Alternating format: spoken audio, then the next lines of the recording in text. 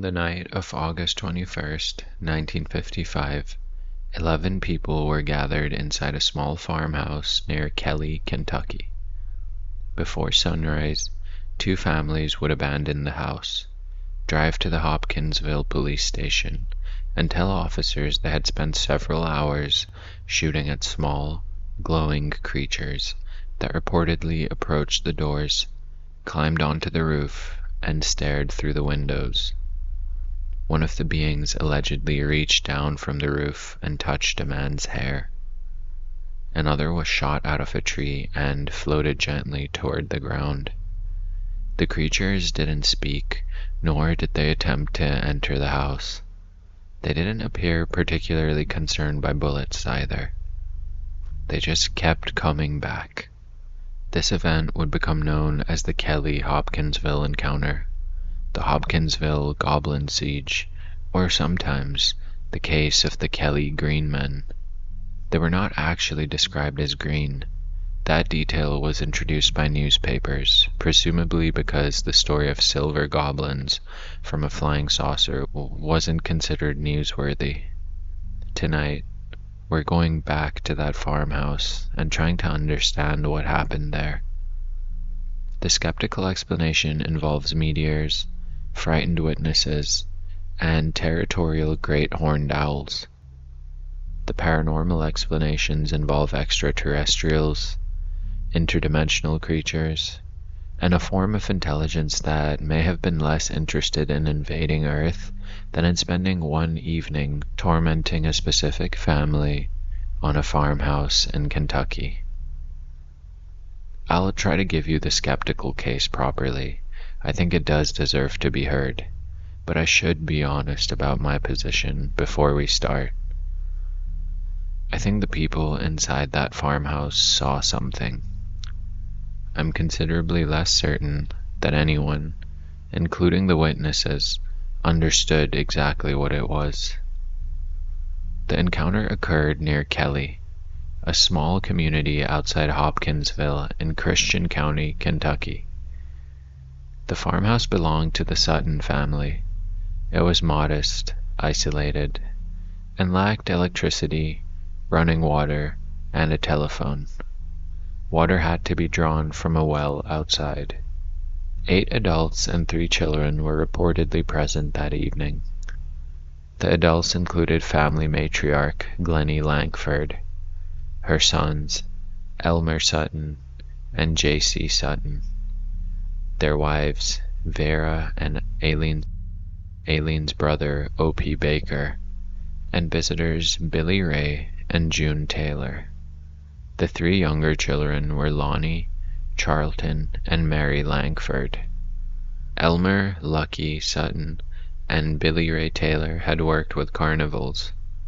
This fact would later be used to question their credibility because carnival workers were assumed to possess advanced professional training in faking bulletproof alien attacks. I couldn't find any evidence that they profited from the incident. In fact, the attention that followed reportedly became miserable for the family.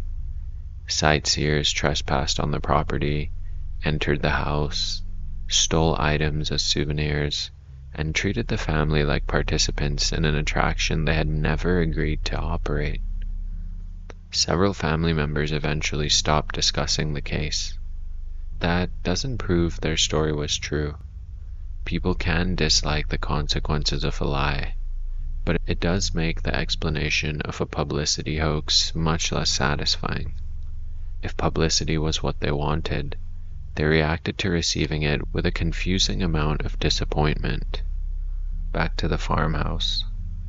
At approximately 7 o'clock that evening, Billy Ray Taylor went outside to draw water from the well. While outside, he saw a bright object moving through the sky. He described it as saucer-shaped and said it produced or trailed multicolored light, sometimes described as an exhaust containing the colors of the rainbow. According to Taylor, the object descended into a gully about 40 feet deep near the property. He rushed back to the farmhouse and told the others he had seen a flying saucer land nearby. They laughed at him. Now, this may have been the last emotionally understandable moment anyone in the house enjoyed that evening. The family assumed he had seen a meteor or shooting star. Taylor apparently couldn't persuade anyone to investigate the alleged landing site. There was no immediate expedition into the woods, and nobody contacted the military. Dinner continued. About half an hour later, the family's dog began barking violently. The dog then reportedly put its tail between its legs and hid underneath the house. Now I think we already know that dogs are often granted a special evidentiary status in paranormal stories. A human witness might misunderstand a shadow, fabricate an account, or become influenced by suggestion. Dogs usually don't have book deals, social media, and are unlikely to have absorbed contemporary UFO mythology, I think.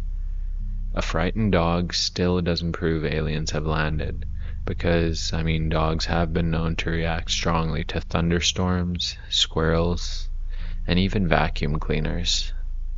Still, the animal appears to have detected something outside before the family saw it. Billy Ray and Lucky took their guns and went to the back door. Something was coming toward the house. As the figure approached, the men could see that it was small, approximately 3 to 4 feet tall. Its head was large and round. Its eyes were enormous and emitted or reflected a yellowish light. The arms were unusually long and ended in large hands with claw-like fingers. Its legs were short and appeared stiff. The body looked silvery or metallic and seemed to glow in the darkness. Its arms were raised above its head. This pose appears consistently in witness drawings and has become one of the defining features of the Hopkinsville creatures. The arms extended upward and outward, giving the being a shape that looked somewhere between a goblin, an owl, and a very small person surrendering. The creature continued to move toward the house. Billy Ray and Lucky retreated inside, took up positions, and waited until it came within approximately 20 feet of the back door. Then they fired.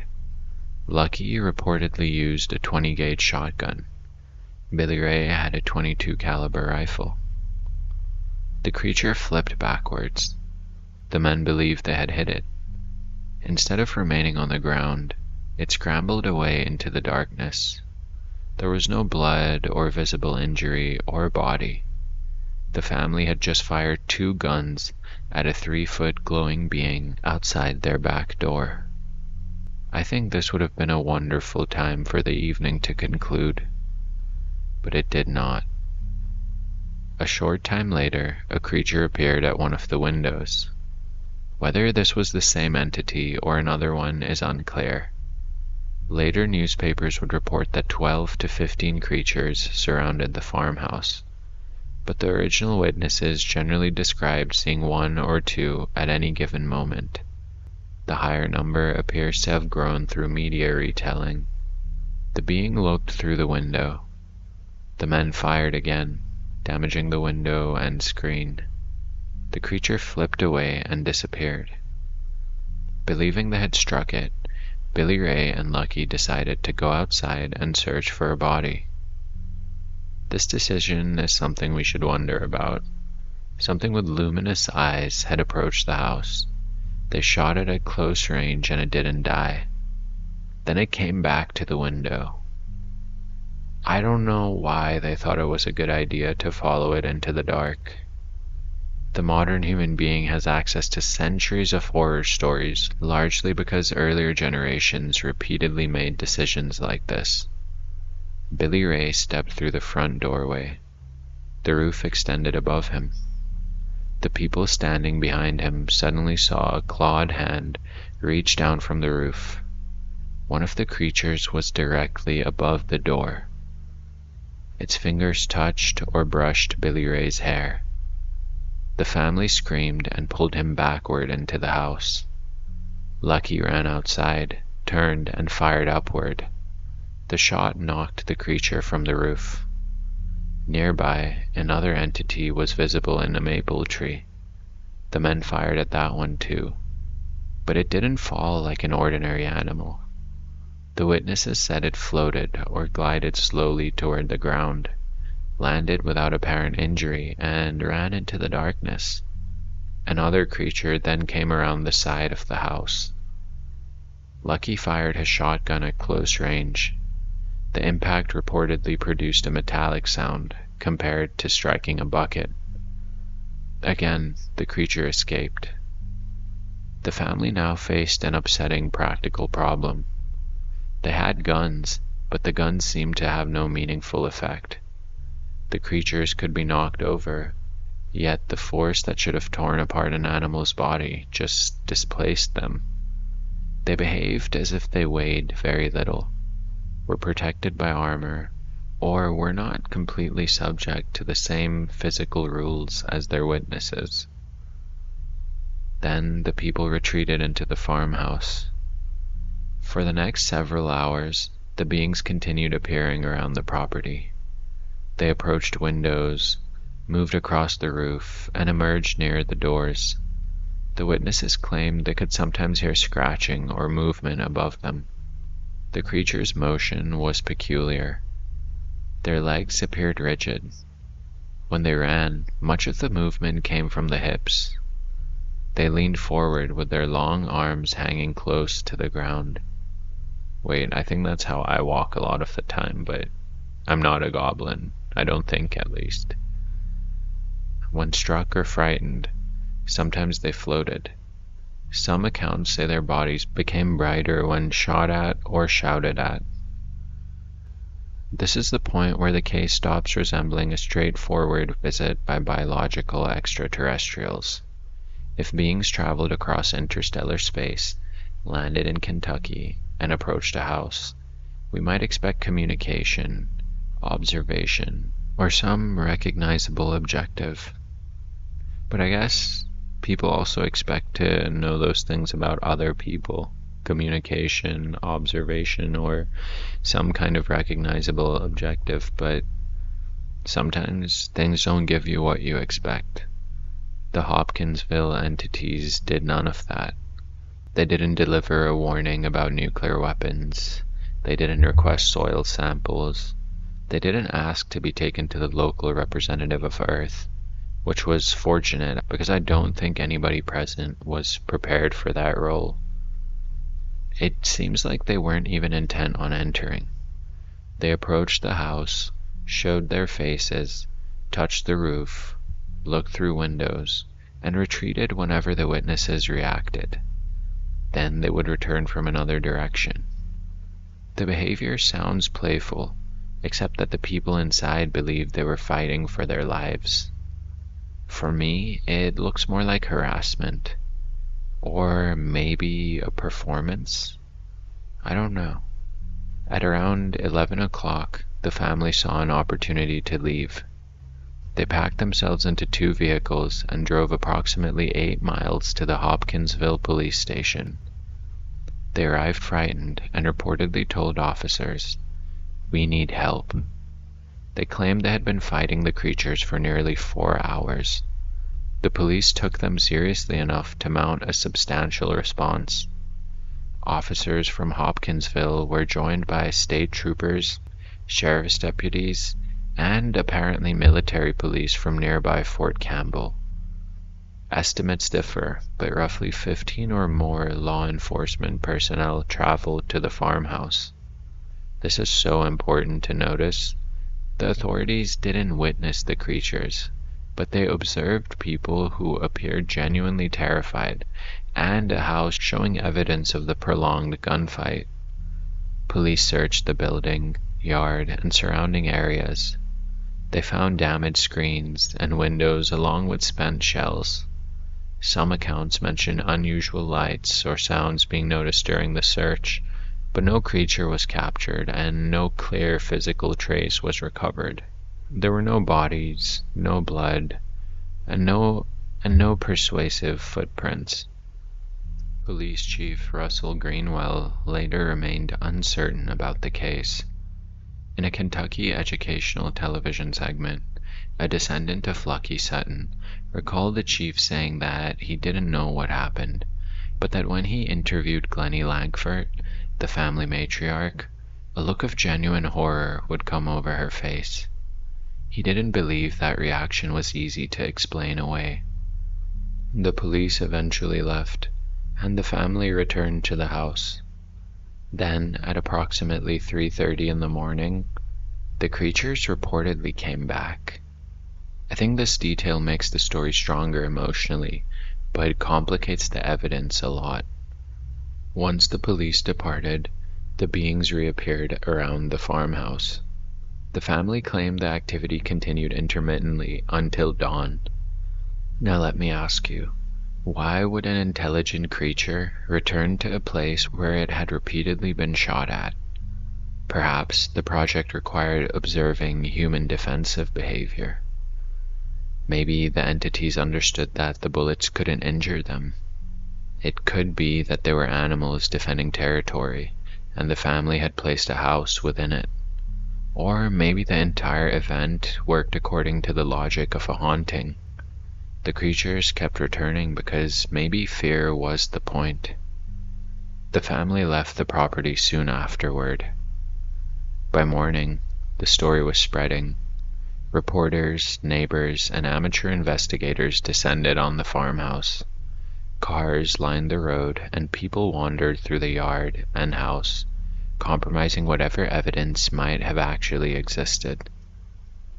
A serious investigation of an alleged close encounter became a rural festival almost immediately. It seems like human beings are always extremely efficient at contaminating a crime scene, especially when the crime scene might have been committed by something that wasn't human. The witness drawings are crucial, and I'm not including them here because, I just talk. Despite the phrase little green men, the beings were generally described as silvery, grayish, or dark under the available lighting. I'll talk about some of their most consistent features, but I don't think we'll ever know. Unless you want to go to Hopkinsville and try to summon them, but let's talk about that somewhere else. They were approximately 3 to 4 feet in height, with oversized heads and very large, luminous eyes.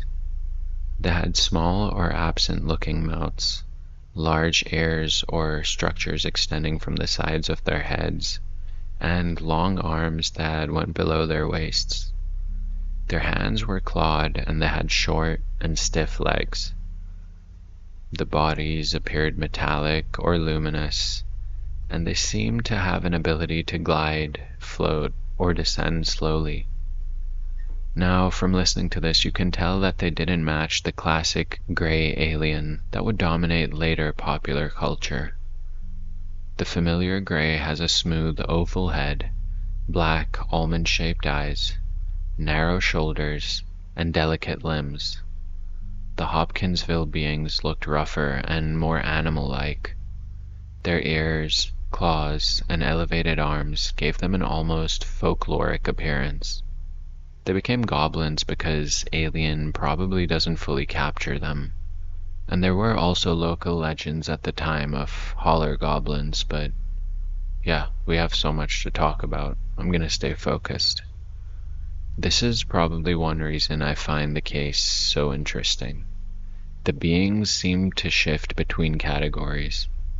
They arrived after an alleged saucer sighting, suggesting extraterrestrials.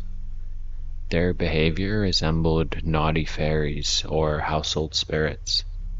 Their bodies shared features with owls. Their resistance to gunfire suggested technology, altered physicality, or maybe even the traditional invulnerability of supernatural beings. They looked as if several different belief systems had attempted to render the same creature. I think I have to say this, even though I don't want to. The strongest skeptical explanation is the great horned owl.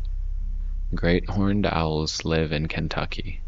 They're active at night, territorial, and capable of aggressive behavior, especially near nests.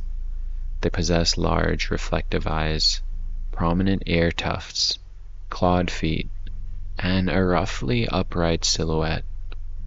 An owl perched on a branch could appear larger in darkness. Its ear tufts might become the creature's strange ears. Its eyes could glow when reflecting light. Its wings might explain the raised arms and ability to float. A wounded or frightened owl could move awkwardly on the ground. There was also reportedly a meteor shower active around the date of the encounter. Taylor may have seen a meteor rather than a spacecraft. With the idea of a landed saucer already in mind, the men later encountered territorial owls and interpreted them as alien occupants. Gunfire, fear, and repeated glimpses through windows might have exaggerated everything. That's a serious explanation. It accounts for several important features without inventing a new species or opening a portal beside the family well. It also has problems. The witnesses lived in rural Kentucky. They were familiar with local wildlife. We have to believe that multiple adults repeatedly observed owls from relatively close distances over several hours, shot at them, watched them move around the house, and remained incapable of recognizing any single part of their anatomy or behavior. An owl can explain luminous eyes, talons, flight, and a small body, but it doesn't easily explain the repeated humanoid descriptions: long arms, upright approach, stiff-legged running, or the metallic sound reportedly produced when the creature was hit. A shotgun blast at close range should also have a noticeable effect on an owl. Even a miss would likely encourage the owl to leave the property rather than continue inspecting the windows until dawn. The owl theory may explain what the creatures resembled, but it doesn't perfectly reconstruct the night. There is another smaller issue. The witnesses didn't describe any flapping of wings. They described floating. Obviously, this could be a failure of perception in darkness. An owl's wings can move silently and become difficult to see. Still, I think the distinction between a bird flying and a humanoid form descending gently from a tree was kind of central to their account. The witnesses insisted they had seen something unprecedented. The skeptics insist they saw something extremely common under poor conditions. I think both interpretations require confidence about something that none of us witnessed. A hoax, while I don't want to admit it, remains possible. Several adults inside the house had carnival connections. The family could have fabricated the encounter, fired into the building, and then arrived at the police station pretending to be terrified. Yet the motive is unclear. They gained ridicule, invasive publicity, and trespassers. They didn't turn the property into a profitable attraction. They generally avoided investigators after the initial wave of attention. Glennie Langford reportedly maintained the account while disliking the circus surrounding it. A coordinated hoax would also require 11 people, including children, to preserve the central story. Accounts contain variations, as genuine memories usually do, but the essential narrative remained stable. The light, the approaching beings, the windows, the roof, the gunfire, and the creature's strange resistance. I know the lack of evidence hurts the case. There's no way around that. But the lack of a financial or social reward hurts the hoax explanation too. The family's social status worked against them. Contemporary observers often emphasized that they were poor, uneducated rural people and that some had worked in carnivals. This was treated almost as evidence itself, which is disgusting. Credibility, like many things in America, has historically been distributed according to income. If 11 wealthy people had fled a private estate and arrived at the police station reporting glowing beings, I think the incident might have received a different cultural response and afterlife. It could have become a solemn mystery involving highly credible witnesses. But just because it happened to the Suttons, average people, it became a story about little green men. There is a third possibility between extraterrestrial astronauts and misidentified owls. The Hopkinsville beings may belong to the broader family of trickster entities described throughout human history. Fairies, jinn, goblins, and other non-human intelligences are often said to behave in ways that are confusing rather than openly strategic. They appear at boundaries, imitate familiar forms, provoke emotional reactions, and usually vanish when people attempt to capture them. They are physical enough to be seen and sometimes touched, yet slippery when subjected to normal evidence gathering. From what I can see, the Hopkinsville creatures behaved exactly like this. They approached but didn't invade. They frightened but didn't kill. They allowed themselves to be shot without obvious injury. They appeared in windows and on roofs, surrounding but not intruding on domestic space.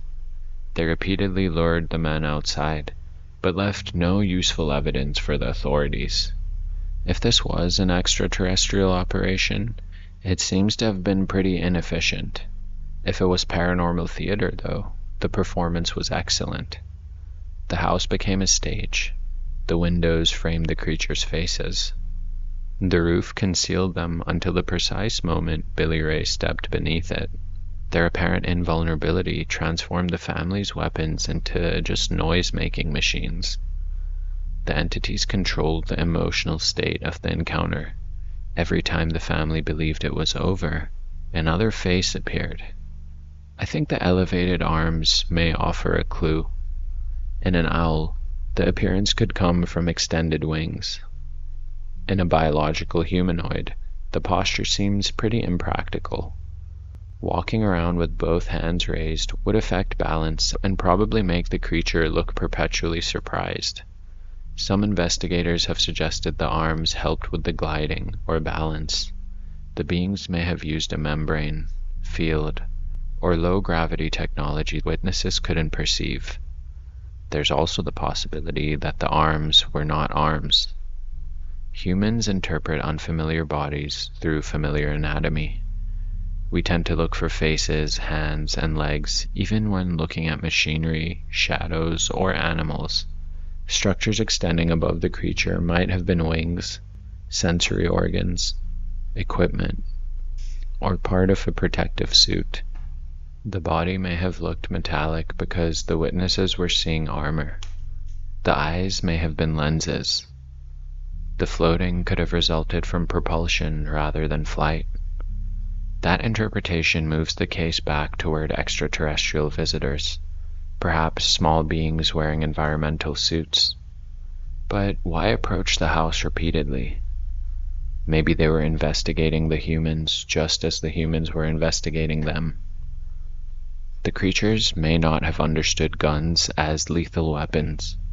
After realizing the projectiles could not penetrate their suits, they continued approaching. To them, the farmhouse might have contained 11 large, noisy animals who responded to observation by producing explosions. If they were aliens, I don't think humanity would have made a particularly sophisticated first impression. But for me, one of the most convincing aspects of the case is the family's behavior. They left their home and went directly to the police. A hoaxer might have contacted newspapers or attempted to attract an audience, but the Suttons sought armed assistance. Their story exposed them to possible arrest. They had fired weapons repeatedly, damaged the house, and summoned numerous officers. If police discovered they were intoxicated, fighting among themselves, or staging a fraud, the consequences could have been serious. Investigators did not report finding the adults drunk. Claims that the incident resulted from alcohol appear to have grown alongside other dismissive retellings. Obviously, just because they weren't drinking, it doesn't make the creatures real. But it shows you that the witnesses believed something was happening, and they were sober-minded. I think there's a pretty big difference between proving an event and establishing sincere perception. The Sutton family may have identified ordinary animals, but their fear appears to have been genuine. And genuine fear deserves investigation before ridicule. I think the meteor and owl explanation is clever, economical, but incomplete. Of course, a meteor may explain the initial light. Maybe owls explain certain visual features, and excitement might explain some of the exaggeration. Gunfire and darkness might explain why nobody observed the creatures calmly. The combination could account for the entire event. It is absolutely possible. But I don't find it satisfying enough to close the case. Too many people were present. The reported observations lasted too long. The creatures appeared in too many positions around the house. Their movement was too strange. The witnesses maintained that they saw humanoid beings from close range. I suspect they encountered something genuinely anomalous. I don't know if it came from the object Taylor saw. The connection may have been assumed. The light could have been a meteor, while the creatures were an unrelated phenomenon already present near the house. They could have been extraterrestrial scouts. They could be animals that remain unidentified. They might have been beings entering our environment temporarily, able to interact with matter without being completely governed by our physics. Or they may have been the modern American version of something much older, the small, nocturnal intelligences that human beings have always reported at the borders of settlements. In another century, the Suttons might have called them goblins without mentioning space. In 1955, the sky had become the new supernatural realm. Rockets, nuclear weapons, and flying saucers had replaced forests and fairy hills as the places from which the unknown arrived. I've talked about this so many times before, but it's important to consider that the phenomenon may change its costume while preserving its behavior. The Sutton farmhouse no longer stands as it did in 1955. No creature was captured, no body was recovered. The police found evidence of gunfire, but nothing that could identify its target. The official file did not establish extraterrestrial contact. Project Blue Book eventually classified the episode as a hoax, although the investigation and documentation surrounding that conclusion remain pretty disputed and surprisingly thin. The family never withdrew the central account. 11 people entered that night, believing they were spending time together at a family farmhouse. Before dawn, they believed something had landed nearby, surrounded the house, and watched them through the windows. The beings could have attacked, but apparently they chose not to. That's one of the most unsettling details. The family possessed weapons, but the creatures controlled the encounter. They determined when they would appear, how close they would come, and when they would disappear. Gunfire could knock them backward, yet nothing the witnesses did stopped them from returning. Then the sun rose, and the creatures were gone. The skeptics were left with owls. The believers were left with goblins. The police were left with a damaged farmhouse and paperwork that probably didn't make any sense. And the Sutton family, well, they were left with the knowledge that for one night in Kentucky, something stood outside their home and looked in. Thank you for being here with me and listening to Idiot Mystic. If you enjoyed this episode, subscribe on YouTube or follow on Spotify, and send it to someone who really believes in the power of shotguns. You can also join the Idiot Mystic Discord through the link in the description, or find me on Instagram and TikTok, and I think there's even a Facebook at Idiot. The next episode in this series will be about the Jersey Devil, a creature reportedly seen in the Pine Barrens for nearly 3 centuries. Its alleged witnesses include police officers, military personnel, and somehow Napoleon Bonaparte's older brother. Which I think is pretty awesome, because every monster story improves slightly when the former king of Spain wanders into it.